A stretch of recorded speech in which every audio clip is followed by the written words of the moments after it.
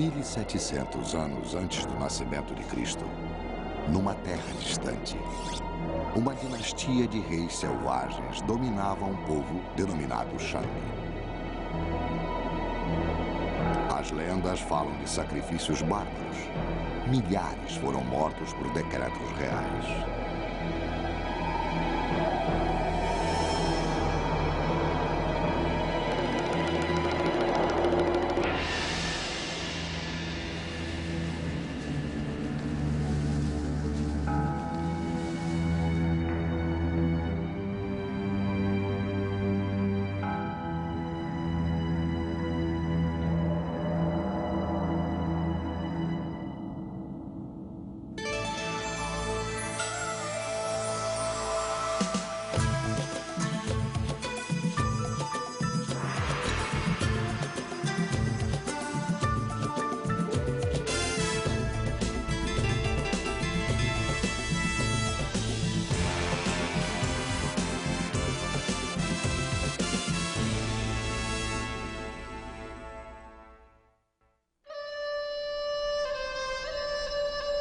As implacáveis façanhas dos reis Shang não são mais lendas.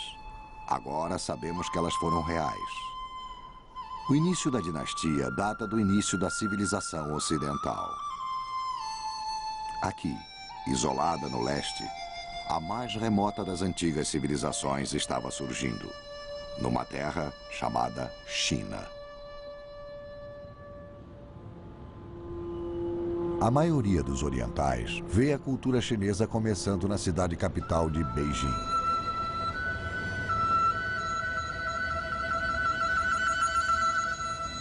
Aqui dentro desta cidade proibida, dentro destes muros, os destinos de incontáveis camponeses foram decididos por uma sucessão de poderosos imperadores. Mas para o Robert Murochik, da Universidade de Harvard, os imperadores chineses eram herança de uma tradição milenar. Uma tradição nascida no poder, sacrifício humano e misteriosos ritos de Shang. As primeiras dinastias da Idade do Bronze na China foram mencionadas com muitos detalhes nos textos antigos das dinastias Shu e Han, mas foram mencionadas quase de uma forma lendária. A dinastia Shang saiu da posição de lenda para a condição de fato arqueológico com a descoberta dos ossos do oráculo e sua escavação na capital mais importante de Shang, próximo a Anyang.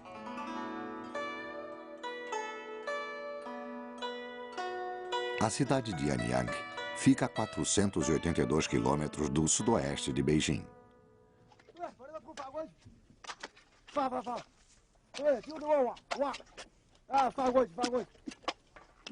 Aqui, em 1928, os arqueólogos chineses fizeram uma descoberta extraordinária.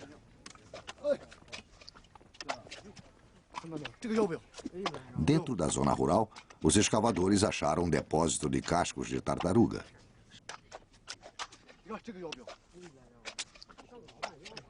Os cascos continham misteriosas inscrições, profecias estranhas, escritas em caracteres chineses antigos.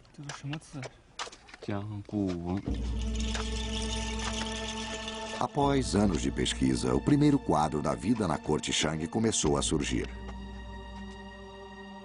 Há 4.000 anos, os sacerdotes reais costumavam aquecer os cascos até se partirem e depois interpretavam as rachaduras, predizendo a aproximação de uma batalha, o nascimento de um príncipe ou o sucesso de uma grande caçada. Os cascos também listavam os nomes dos reis Shang. Reis que se pensava serem mitos, como o rei Arthur e sua corte, eram agora parte da história da China. A descoberta incentivou os chineses a prosseguir com a pesquisa.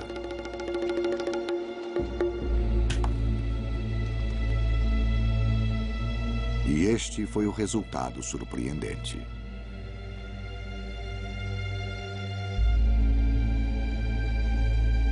Os arqueólogos em Anyang descobriram uma série de mausoléus reais Shang.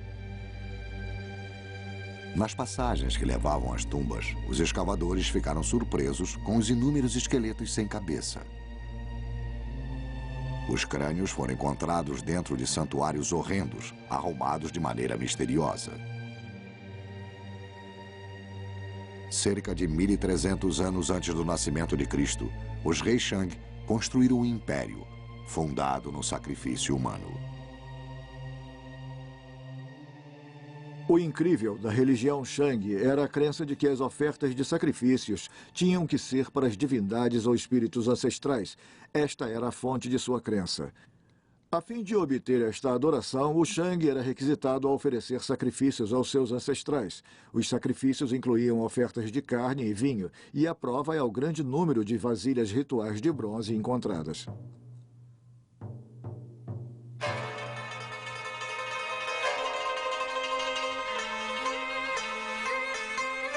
Os Shang valorizavam mais o bronze do que o ouro.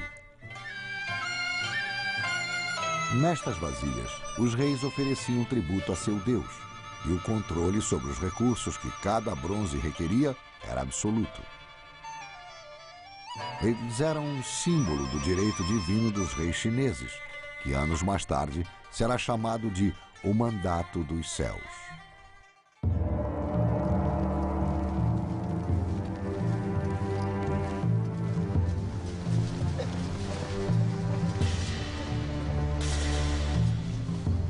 Os Shang empregavam tecnologia sofisticada para aperfeiçoar a maioria dos trabalhos de arte sagrados.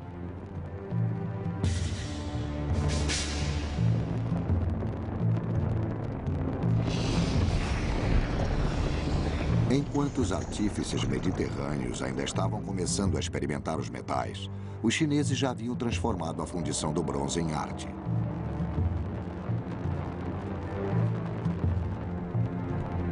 De moldes feitos de barro na terra, surgiriam trabalhos de arte ricamente detalhados.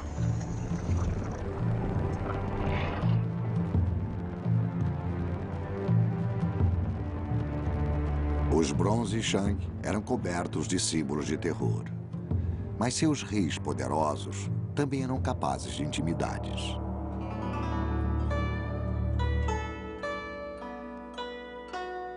Wu Deng era um rei Shang do século XIII a.C. Muitas de suas realizações, tanto militares quanto políticas, eram creditadas à sua esposa favorita, Fu Hao.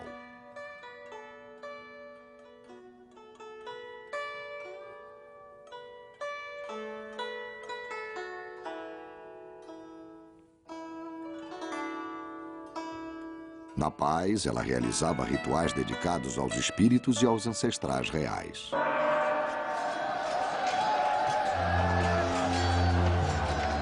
Na guerra, esta notável mulher era o maior general Shang.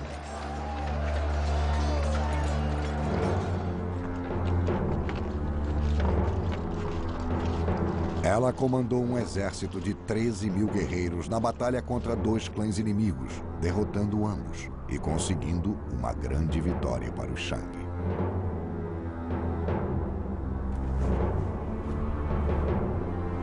De acordo com a lenda, quando Fu Hao morreu, o rei ficou arrasado. Chorou durante todo o funeral e lamentou a morte dela por toda a sua vida. Neste tempo, o reino que eles criaram pereceu junto com eles.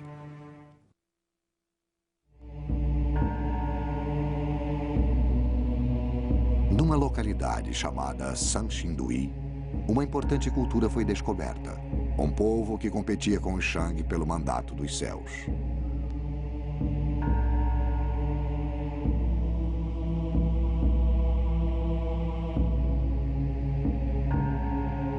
Estas máscaras, Sanxindui, foram encontradas esmagadas em pedaços, parte de um ritual misterioso.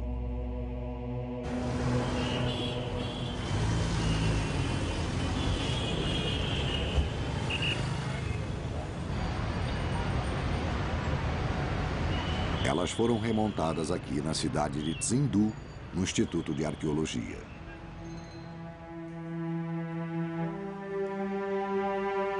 Mais de 5.000 fragmentos foram colocados juntos para recuperar este bronze de 8 metros.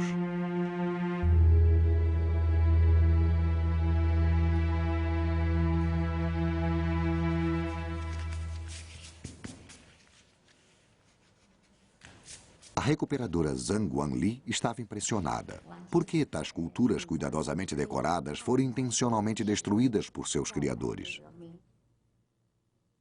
Enquanto eu desenhava a estátua, eu tinha inúmeros pensamentos. Eu fiquei curiosa que houvesse uma estátua tão grande em data tão remota. Eu também senti que era muito mistério quanto às máscaras e trajes.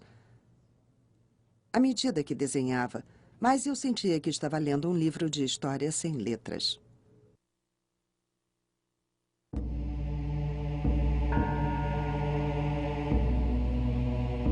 Estas obras de arte esmagadas pareciam ser a evidência da mais discreta aproximação do poder.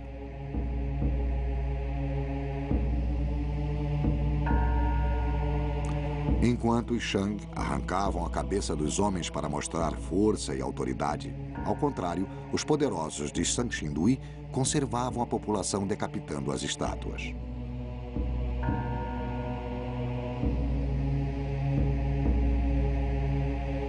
Mas reis tão ricos para encomendar tais bronzes extravagantes eram também capazes de reunir exércitos formidáveis. As culturas como o Shangxindui enfraqueceram a Shang, e assim se levou uma nova dinastia, um povo chamado Shou.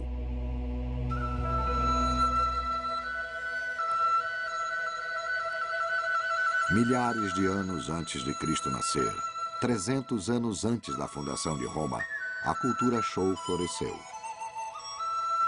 Eles estabeleceram seu império numa capital próximo à atual cidade de Xi'an.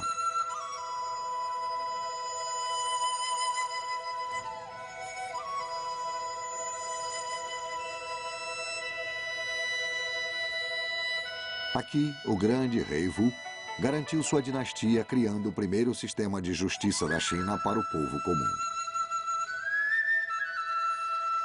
Esse bronze Shou mostra um traje jurídico antigo e a punição dada. A inscrição é interpretada pelo Dr. Han Wei, do Museu Histórico de Shanxi. Havia um homem acusado de difamar o patrão.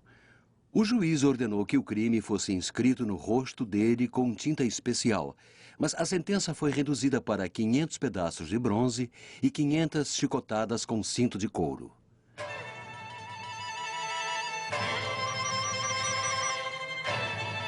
Os reis Shou criaram um sistema feudal baseado nos ensinamentos de Confúcio.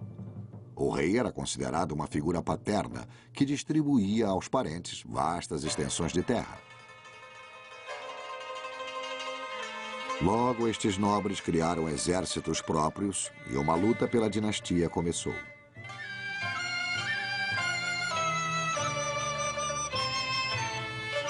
Guerras sangrentas tiveram início. Estados menores eram engolidos por poderes regionais maiores. Os séculos finais do conflito, compreendidos entre os anos de 481 a 221 a.C., são chamados de período dos estados guerreiros. Um tempo quando os 7 estados mais poderosos lutaram pela supremacia. Exércitos de milhares eram recrutados da população camponesa. Grandes somas eram empregadas para treinar novos recrutas e desenvolver novas armas. A besta foi desenvolvida cerca de 13 séculos antes de aparecer na Europa. Esta arma chinesa era feita com um gatilho de mecanismo sofisticado.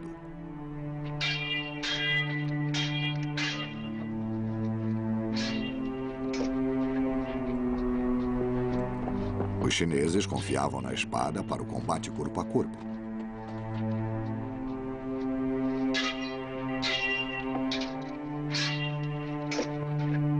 Mas, quando tudo falhava, eles recorriam ao combate psicológico.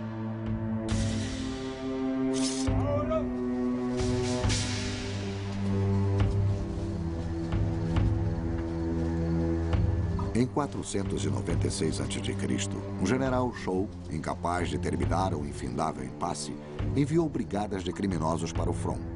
A escolha deles era simples: morrer pelas próprias mãos ou sofrer uma morte muito pior se recusassem. Enquanto as tropas inimigas tomavam as terras, a triste fileira de condenados apareceu.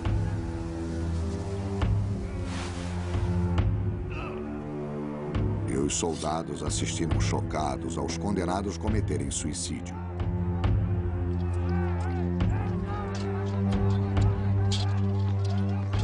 Aquela diversão macabra permitiu que as tropas do general esmagassem o inimigo estarrecido.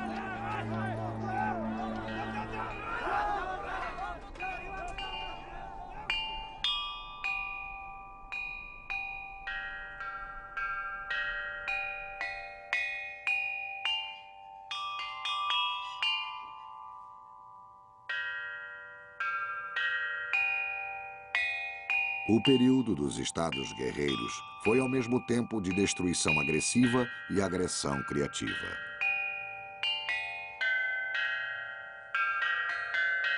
Dos saques, das conquistas, os soberanos conseguiam bronzes magníficos, inclusive grandes carrilhões cerimoniais.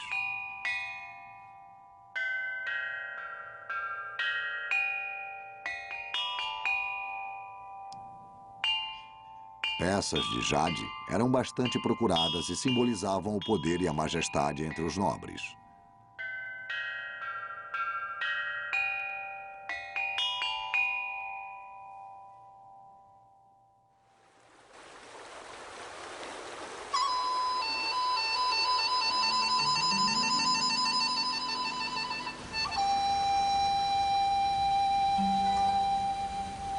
De todos os estados guerreiros, o reino Qin foi o mais desenvolvido. Desenvolveram a agricultura em grande escala, bem como uma poderosa força militar.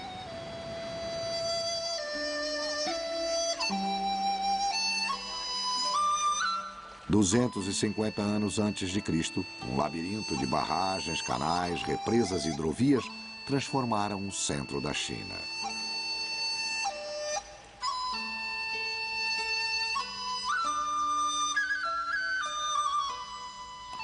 O rio Min foi desviado para a bacia do Shangdu, convertendo uma área do tamanho do estado de São Paulo em uma exuberante terra de plantio.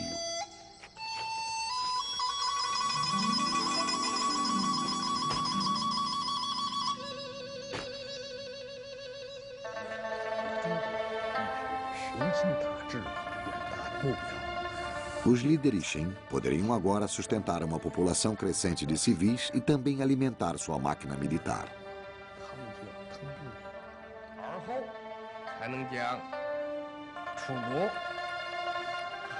No final do terceiro século a.C., os ministros Qin convenceram um jovem príncipe de que os estados competidores eram agora dele por direito.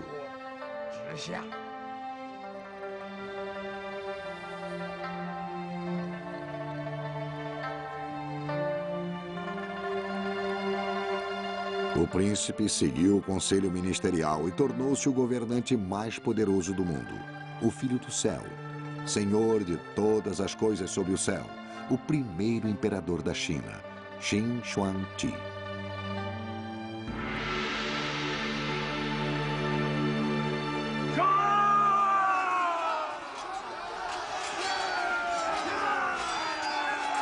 Com uma força de 500 mil de guerreiros, o exército Qin destruiu todos os rivais numa série de campanhas selvagens.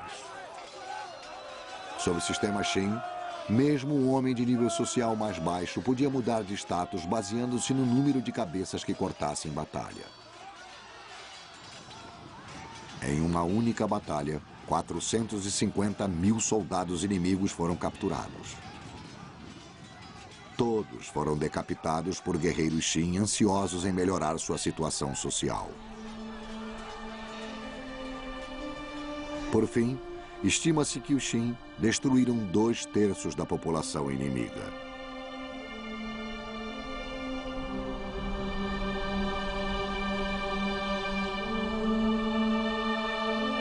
O primeiro imperador teve sucesso onde nenhum outro conseguira. Ele unificou a China. Mas a luta para isto preservar estava apenas começando.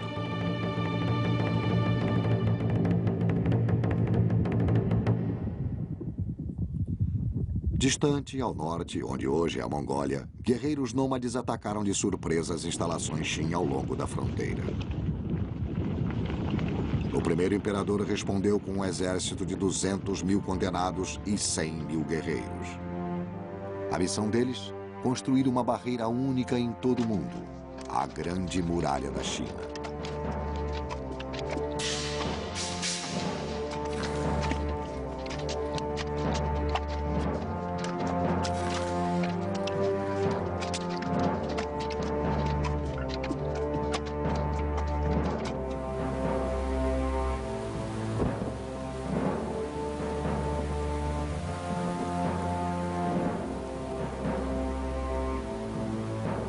Durante 10 árduos anos, milhares de homens pereceram de abandono e fadiga.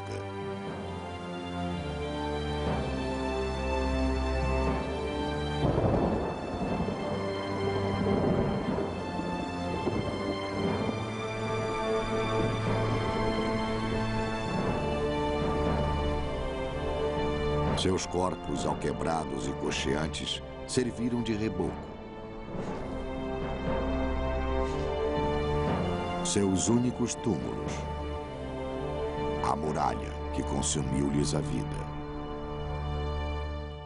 Se o rei tinha um grande projeto de construção, você poderia ser enviado para longe por muitos anos, separado da família, trabalhando sob condições difíceis, por exemplo, na Grande Muralha, e encarando não somente um clima difícil, mas provavelmente ações militares contra você enquanto envolvido na construção.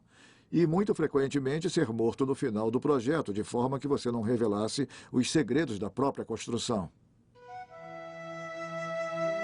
No folclore, encontramos a história de Muan Xiangnui, que procura pelo marido, um operário da Grande Muralha. Incapaz de encontrá-lo, dominada pelo desespero, Muan ajoelhou-se e chorou. Suas lágrimas eram tão amargas que a muralha se abriu para entregar o corpo do marido.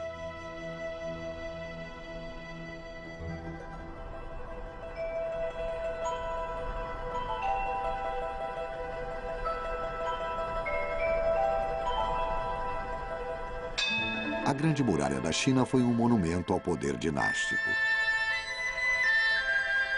Ela se estendia desde desertos profundos a mais de 1.800 metros de altura.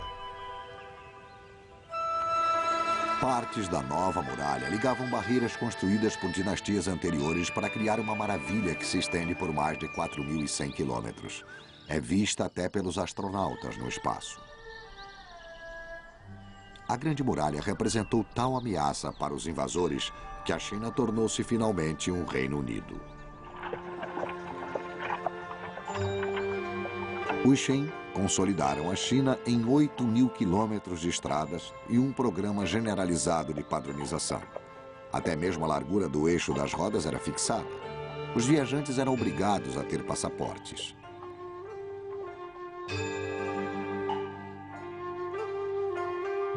Certa vez, os estados rivais cunharam moedas de todas as formas e tamanhos. Impondo uma moeda padrão, os Qin criaram um sistema monetário nacional.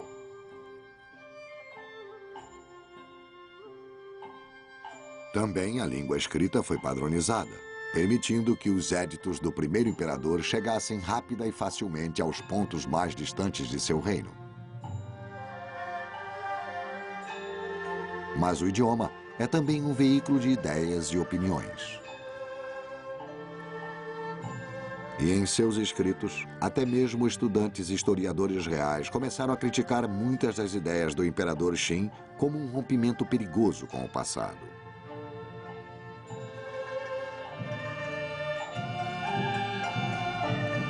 O grande conselheiro de Qin, Li Tsa, observou uma vez que os bem alimentados roedores nos celeiros reais eram mais agressivos do que os da rua. Mais tarde, ele se perguntaria se tanto conhecimento deveria alimentar revoltas. Tais pensamentos provocaram uma decisão drástica. Sob as ordens de Li Tsa, 460 estudantes foram enterrados vivos.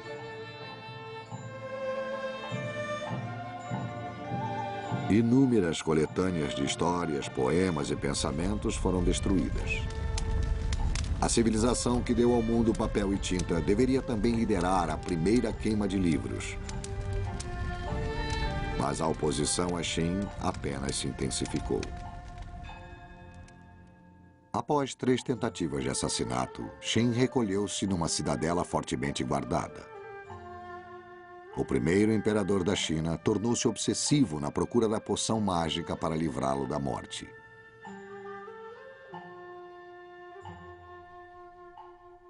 Porém, uma das misturas que ele esperava torná-lo imortal, por fim teve sucesso onde seus inimigos falharam.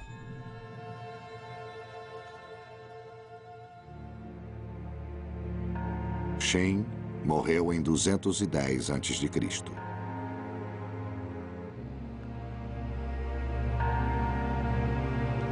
O primeiro imperador da China foi enterrado no mais opulento mausoléu que o país tinha visto. Muito tempo depois da sua morte, 700 mil prisioneiros começaram a construção.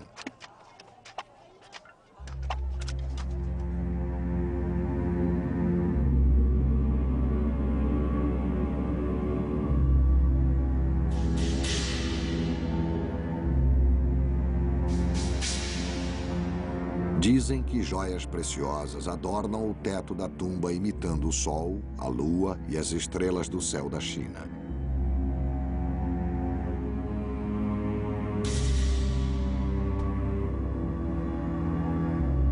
Armadilhas com bestas protegem a entrada principal, onde imitações das grandes cidades estão juntas a maquetes de rios. Cheios de mercúrio, eles desagam em um oceano em miniatura. Para ocultar o local da tumba de Xin para sempre, todos os que sabiam deste segredo foram trancados dentro daquelas paredes.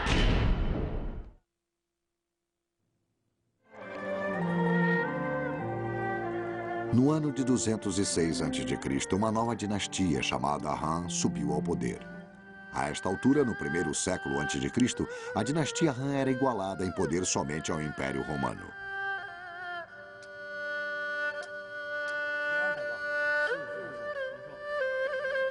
Mas o quinto imperador, Wu Ti, sabia que mesmo a Grande Muralha não protegeria seu reino para sempre. Os ataques dos nômades ao norte eram uma ameaça constante. Wu Ti acreditava que o segredo para bem governar era uma hábil diplomacia em vez de batalhas. Sua arma secreta, um conselheiro diplomata de confiança chamado Xiang Shen. Wu Ti enviou Xiang Shen ao norte numa missão de paz, numa tentativa de fazer uma série de tratados inteligentemente planejados para colocar o inimigo dos Han contra o outro.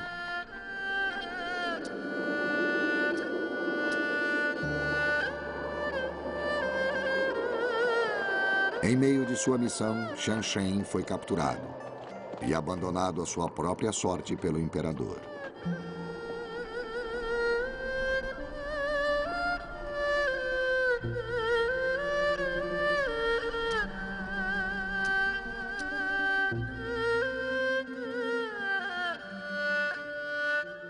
Dez anos mais tarde, um velho apareceu na corte de Wu Ti. Xiang Shen, o diplomata fiel, havia sobrevivido.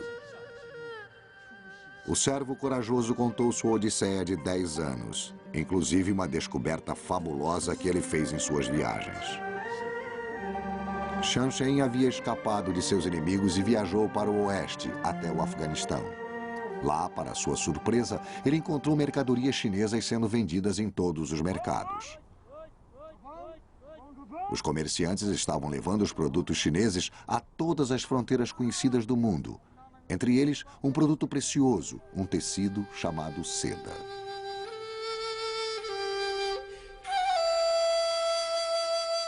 Wu Ti ouviu um pouco descrente, enquanto Xiang Shen descrevia como as mercadorias chinesas eram transportadas através de uma rede de estradas ruins chamadas de a Estrada da Seda.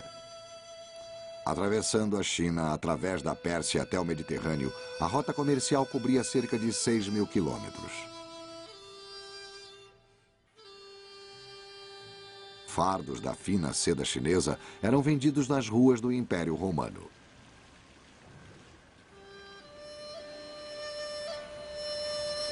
De fato, os romanos compravam este material com tal abundância que o imperador Tibério impôs um limite na importação de trajes de seda. Na China, a seda era o tecido de preferência dos funcionários cujas fortunas cresciam durante a dinastia Han.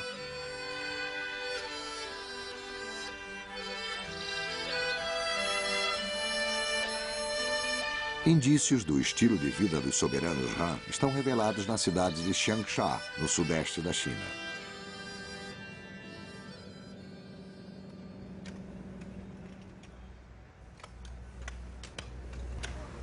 Em 1971, trabalhadores cavando um abrigo antibombas aspiraram gás.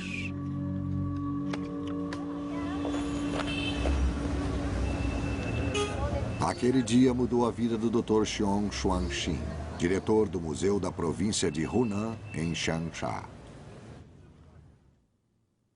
Quando os operários paravam para fumar um cigarro, o túnel começava a vomitar uma fumaça azul.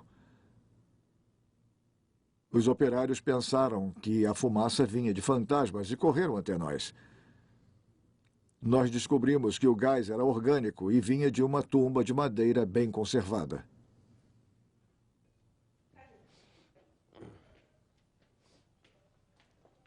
Xiong ordenou uma escavação meticulosa e descobriu 3 ataúdes gigantes feitos de sólidos blocos de madeira. Estes ataúdes eram usados por nobres antigos. A madeira não era cortada por serra, era quebrada em pedaços. Estes ataúdes estavam enterrados no solo há mais de 2000 anos. Havia também muitos objetos no interior deles.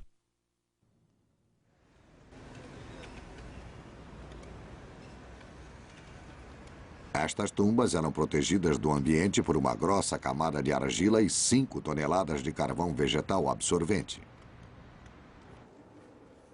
Dentro havia os restos mortais do primeiro-ministro de Changsha, a família dele e uma quantidade impressionante de objetos luxuosos.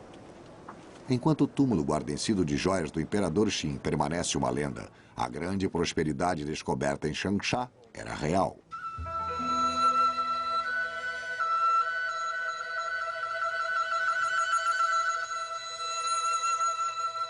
A maioria das centenas de peças elegantes e seda mista foi encontrada em perfeitas condições.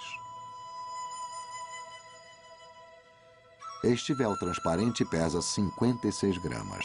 É um testemunho da incomparável obra artística dos Han.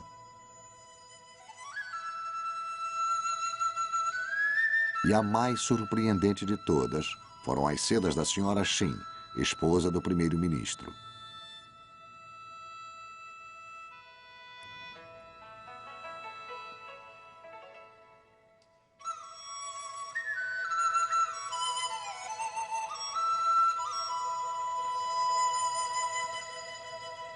Tecido em seda é de uma fragilidade semelhante à própria senhora Qin. O retrato de uma mulher velha e doente apoiada numa bengala.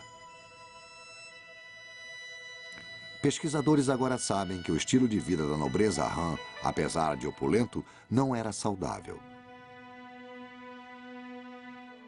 Restos encontrados nos túmulos revelavam uma dieta rica em carnes e frutos do mar.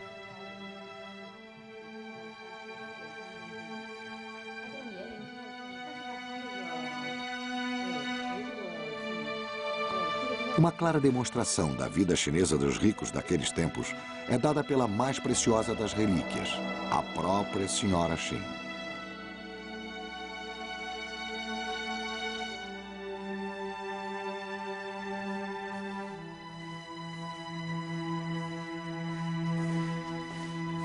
Enterrada por 21 séculos, ela apresenta poucos sinais de decomposição. A pele, empanturrada em vida, ainda permanecia macia e flexível.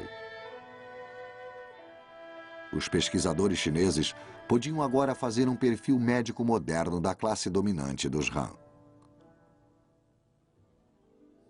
Os pulmões da senhora Shin estavam tomados pela tuberculose. Possuía parasitas intestinais. E uma ruptura na coluna explicava a bengala para andar.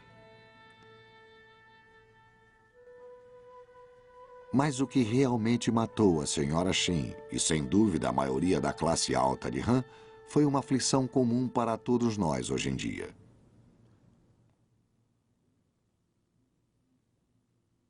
A autópsia da senhora Shin observou o coração, intestinos, sistema reprodutivo e sistema urinário. Ficou claro que ela morreu de doença cardíaca, de um ataque do coração por volta dos 50 anos.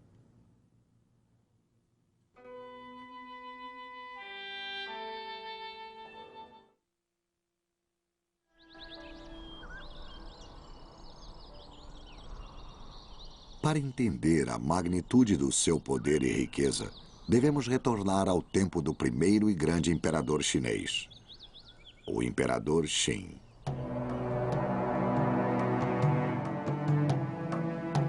Para proteger seu túmulo, Qin contratou os mais marcantes guarda-costas que o mundo já viu.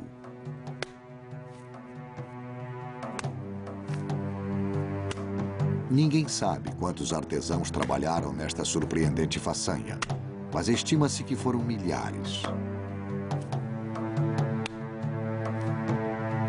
A absoluta dedicação, a atenção sobre-humana aos detalhes, a própria aparência, são únicas na história.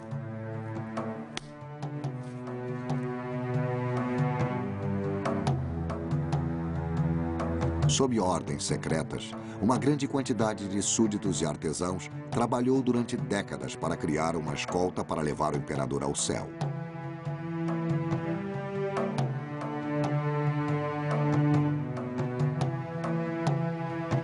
Na essência, Qin clonou seu exército humano em soldados do tamanho de um homem, feitos de argila. Os guerreiros posavam para seus moldes de terracota ou eram mortos.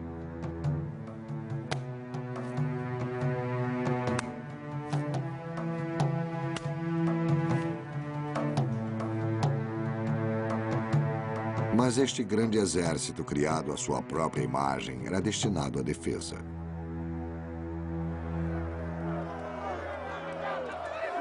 No caos que se seguiu à morte de Qin, a galeria subterrânea dos guerreiros em terracota foi descoberta por uma enfurecida multidão e queimada com tochas.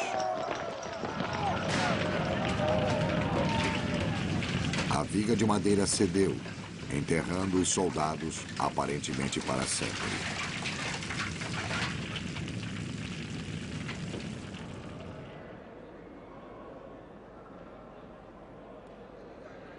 Por 2 milênios, o grande exército de Qin permaneceu perdido, até que em 1974, uma descoberta assombraria o mundo.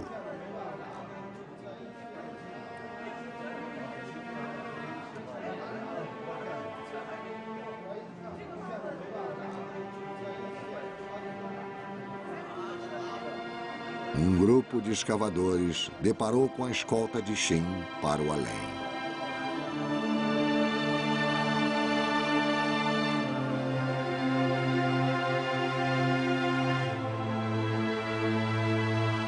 Estas estátuas, no local chamado de Cova 1, são apenas pequenos exemplos do exército de terracota.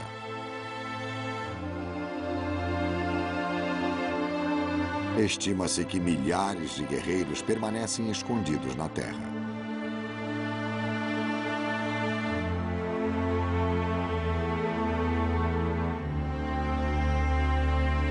Libertas de sua prisão, as legiões de Qin provocam a imaginação mundial.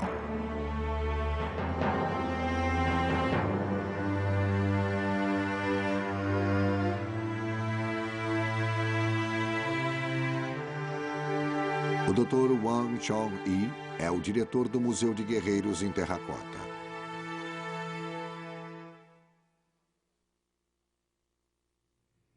Eu vim aqui assim que os guerreiros de terracota foram descobertos por alguns camponeses que cavavam uma fonte.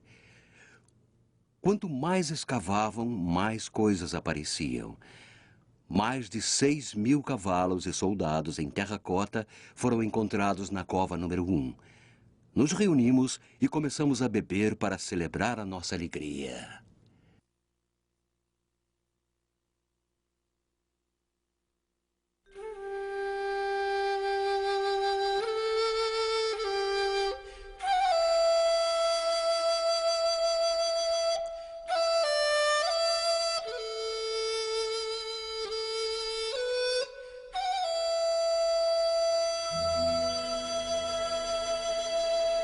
Os vândalos antigos transformaram os guerreiros em pedaços. Cada uma das figuras é uma tarefa árdua de restauração.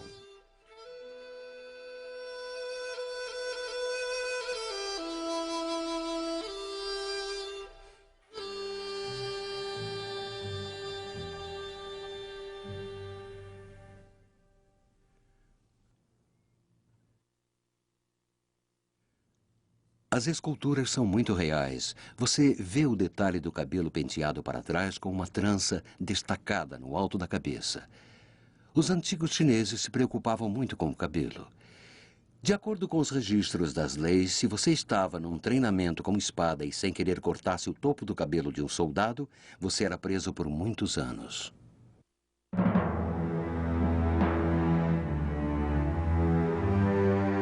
Enquanto o Império Romano possuía um exército composto de 100.000 homens, o Império Qin possuía uma força militar 6 vezes maior.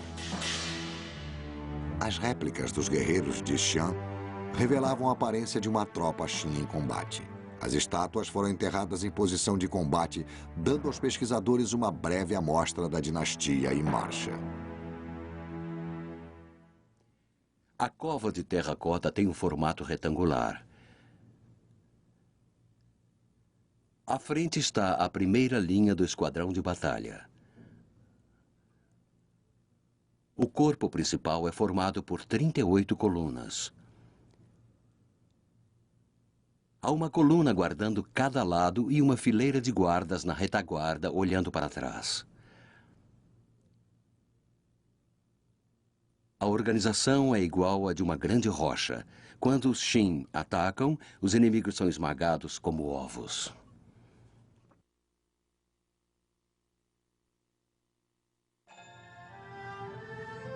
Recuperadas debaixo de punhados de argila, havia 10.000 modelos de armas chinesas. Tecnologia laser confirmou que os artesãos Qin usavam cromo galvanizado para evitar corrosão na superfície da espada. Ainda hoje, elas são tão afiadas que devem ser manuseadas apenas com luvas de proteção. Aqueles que tinham as espadas de Qin estavam numa parada escondidos do mundo enquanto 2.000 anos de história eram revisados.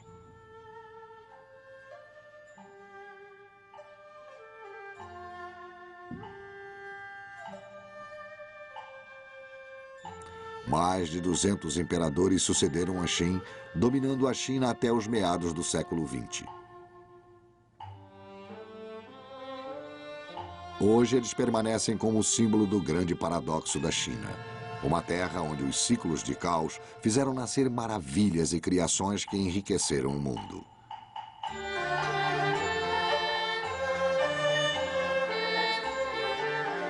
Sob o severo governo de Qin, os chineses refinaram o cultivo do arroz e painço, colheitas que até hoje sustentam mais da metade da população mundial.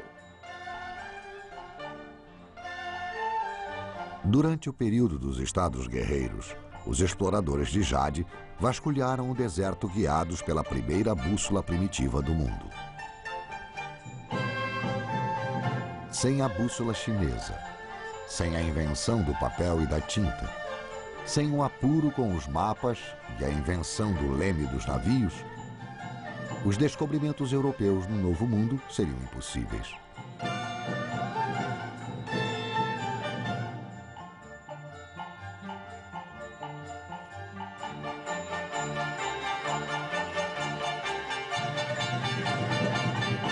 Finalmente, o domínio dos soberanos da China Imperial terminaria aqui, na Cidade Proibida, por volta da virada do século.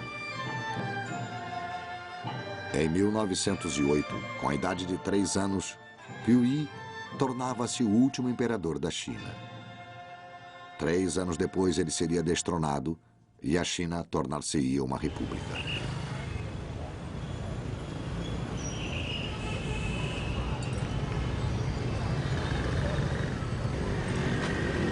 Alguns argumentam que a tradição chinesa dos líderes poderosos, na verdade, nunca acabou. E que muitas incertezas podem brotar neste século.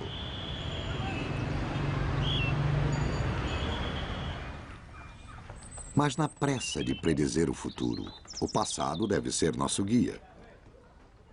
A China moderna e a antiga são inseparáveis.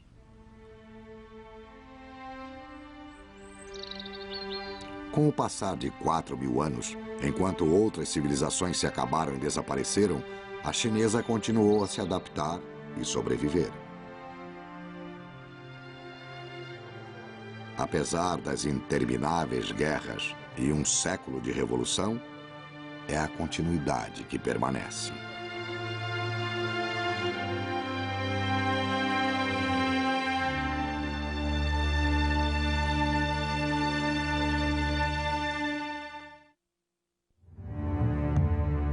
Versão brasileira Audio News.